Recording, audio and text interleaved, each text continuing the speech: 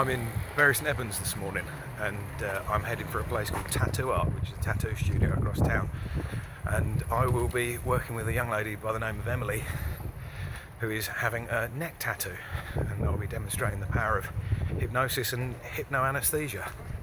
So let's see what happens.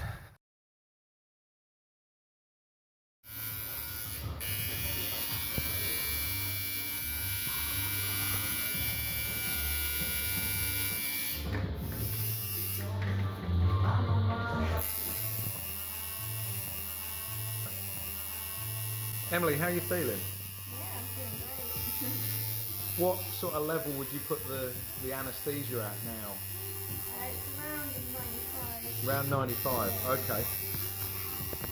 In a moment I'm gonna click my fingers and you're gonna feel it just goes back up like we did before, you know. I'll click my fingers and it will just go straight back up to 100. It may even spread out a little, it'll feel really good, okay, ready? There we go. Feel that? Yeah. Good. Excellent. Yeah, probably.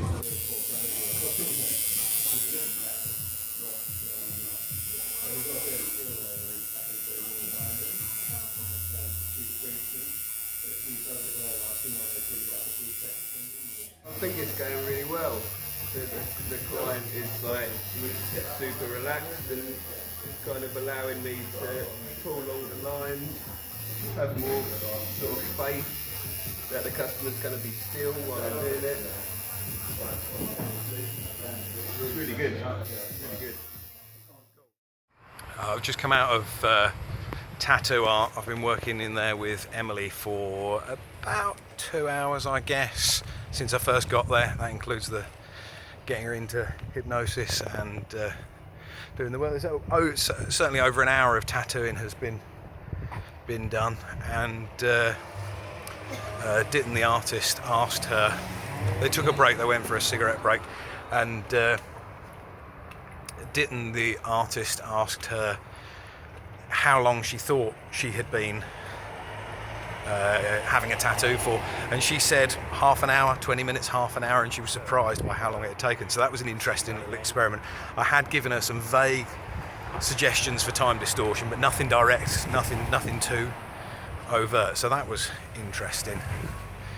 So I've now left with Emily is still being tattooed, and I've left her there and Ditton working on her.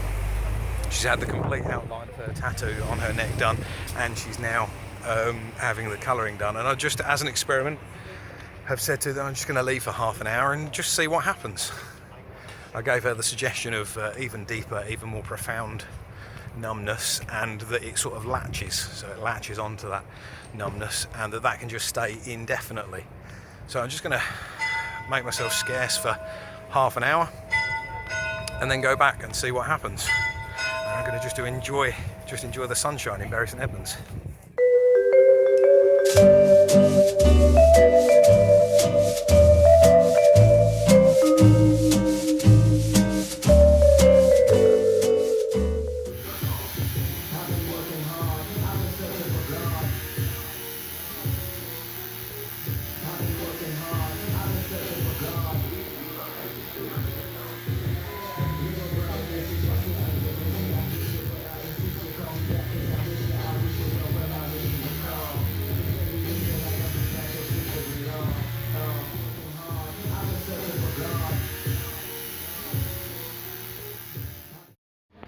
Right. Well, first of all, thank you very much for allowing me to demonstrate this. You've been a great subject, and thanks for taking part. Just interested to know your experience compared to other tattoos you've had. Before I start asking specific questions, is there anything that sort of occurs to you as?